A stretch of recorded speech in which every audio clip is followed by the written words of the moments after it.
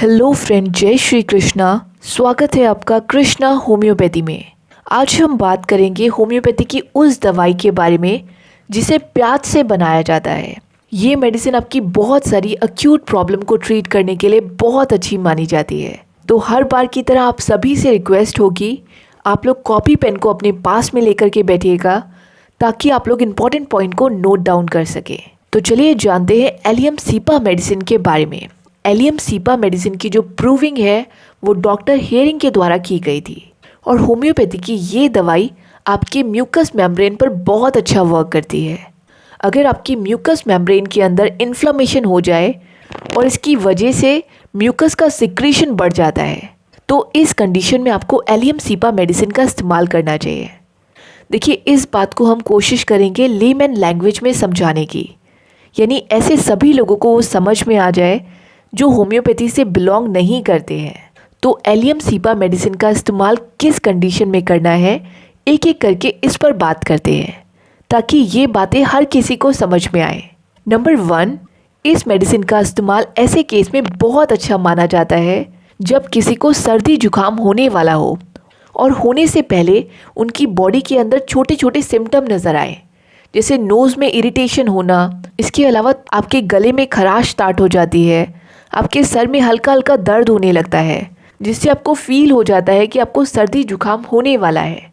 ऐसी कंडीशन में अगर आप एलियम सीपा मेडिसिन का इस्तेमाल करते हैं तो वो प्रॉब्लम आपकी वहीं पर ठीक हो जाएगी, आपको फ्यूचर में सर्दी जुकाम नहीं होगा। इसके अलावा एलियम सीपा मेडिसिन का इस्तेमाल आप लोग सूखी खांसी को ट्रीट करने के लिए भी कर सकते हैं। देखिए, सूखी खांसी की प्रॉब्लम 2 तरीके से होती है।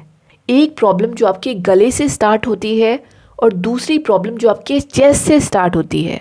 आपको पेशेंट से क्वेश्चन करना होगा कि उनकी प्रॉब्लम कहाँ से स्टार्ट है, यानी जब उनको खांसी की प्रॉब्लम होती है तो प्रेशर कहाँ पड़ता है, गले में या फिर चेस्ट में। अगर पेशेंट को ड्राई कफ की प्रॉब्लम है और गले में इसका प्रेशर पड़ रहा है तो इस कंडीशन में आपको एलियम सीपा मेडिसिन का इस्तेमाल करना चाहिए। सूखी खांसी की प्रॉब्लम होने पर पेशेंट अपने गले को पकड़कर खांसी करेगा, तो ये भी एक इम्पॉर्टेंट सिम्टम है जो आपको कैच करना है, क्योंकि ऐसी कंडीशन में पेशेंट को गले में दर्द होगा। इसके अलावा एलियम सीपा मेडिसिन का एक बहुत इंपॉर्टेंट सिम्टम है। एलियम सीपा मेडिसिन का इस्तेमाल आप लोग उस कफ और कोल्ड को ट्रीट करने में यूज़ करेंगे जब पेशेंट का जो नेज़ल डिस्चार्ज है एक्रिड नेचर का होगा, यानी पेशेंट अगर आपको आकर बताता है कि उनकी नाक में से पानी निकलने की वजह से उसके आसपास का एरिया छिल गया है, तो ऐसी कंडीशन में एलियम सीपा मेडिसिन बहुत ही अच्छा वर्क करेगी। लेकिन इस केस में जो आंखों में से पानी निकलेगा उसकी वजह से आपको जलन नहीं होगी, वो ब्लेंड नेचर का होगा। इसके ठीक अपोजिट अगर कंडीशन होती है, यानी आँख में से जो पानी निकले अगर वहाँ पर जलन हो रही है और नाक में से निकलने वाले पानी में बिल्कुल जलन नहीं हो रही, तो आप यूफ्रेशिया मेडिसिन का इस्तेमाल करेंगे। आई होप आपको इन 2 मेडिसिन में क्लियर हो गया होगा कि आपको किस कंडीशन में कौन सी मेडिसिन का इस्तेमाल करना है।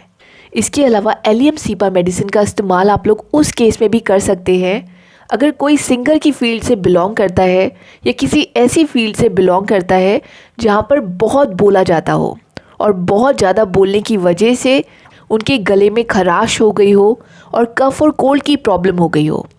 ऐसी कंडीशन में अगर आप एलियम सीपा मेडिसिन का इस्तेमाल करते हैं तो बहुत ही अच्छे रिजल्ट मिलेंगे। इसके अलावा होम्योपैथी की ये दवाई न्यूरैल्जिक पेन में भी अच्छा वर्क करती है। पेशेंट आपको आकर बताता है कि उनको बॉडी पार्ट में ऐसा फील हो रहा है जैसे कि कोई धागा है और धागे की शेप में ही उनको दर्द हो रहा है, तो आपको इस दवाई का इस्तेमाल करना चाहिए।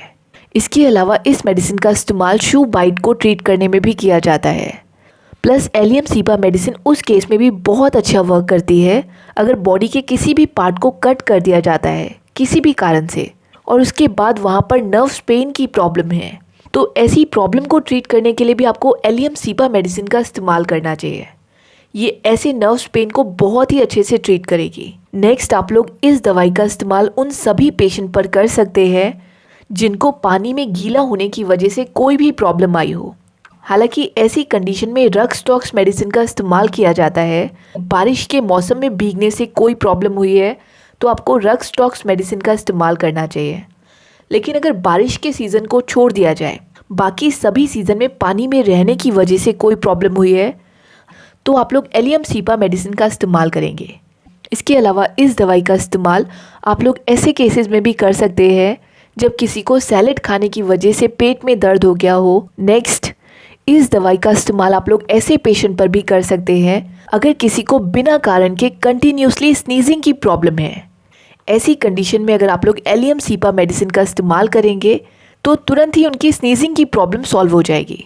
देखिए, एलियम सीपा मेडिसिन की जितनी भी प्रॉब्लम होती है वो लेफ़्ट साइड से स्टार्ट होंगी और धीरे धीरे करके राइट साइड में शिफ्ट हो जाएंगी। देखिए, इस मेडिसिन के जो पेशेंट होंगे उनकी प्रॉब्लम गर्म जगह में जाने से बढ़ेगी। यानी पेशेंट आपको आकर बताएगा कि उनको गर्म कमरे में जाने से प्रॉब्लम बढ़ गई और उन्हें सर्दी जुकाम स्टार्ट हो गया, और खुली हवा में जाने से उनकी प्रॉब्लम कम होगी। तो आपको ये सिम्टम भी नोट करना होगा, ये बहुत इंपॉर्टेंट है। देखिए, ये मेडिसिन अक्यूट केस में ही दी जाती है, चाहे वो कॉमन कफ और कोल्ड की प्रॉब्लम हो या ड्राई कफ की प्रॉब्लम हो या नर्व्स पेन की प्रॉब्लम हो। ऐसी कंडीशन में अक्यूट प्रॉब्लम होगी। इसका इस्तेमाल आप लोग कॉन्स्टिट्यूशनल मेडिसिन की तरह नहीं कर सकते। देखिए, यहाँ पर आपको एक बात समझनी होगी, अगर विंटर में कफ और कोल्ड की प्रॉब्लम होती है तो उसे सॉल्व करने के लिए होम्योपैथी में बहुत सारी दवाई हैं। लेकिन अगर कफ और कोल्ड की प्रॉब्लम गर्मियों के टाइम हो रही है तो इस कंडीशन में सबसे अच्छी मेडिसिन होगी एलियम सीपा। इस दवाई का इस्तेमाल डस्ट एलर्जी को ट्रीट करने के लिए बहुत अच्छा माना जाता है। अगर किसी को भी डस्ट एलर्जी की प्रॉब्लम होती है और डस्ट एलर्जी होने की वजह से उनकी नाक में से जो पानी निकल रहा है वो एक्रिड नेचर का है, यानी वहाँ पर जलन हो रही है और आँखों में से भी पानी निकल रहा है, तो ऐसी कंडीशन में आपको एलियम सीपा मेडिसिन का इस्तेमाल करना चाहिए।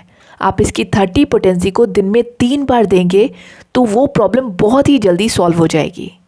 ऐसे पेशेंट को बार बार छींकें आएंगी और उनकी आंखें भी लाल हो जाएंगी। ये इस प्रॉब्लम को बहुत ही जल्दी ट्रीट कर देगी। तो आई एम श्योर आपको आज की वीडियो से इस दवाई के बारे में काफ़ी कुछ नई बातें सीखने को मिली होंगी।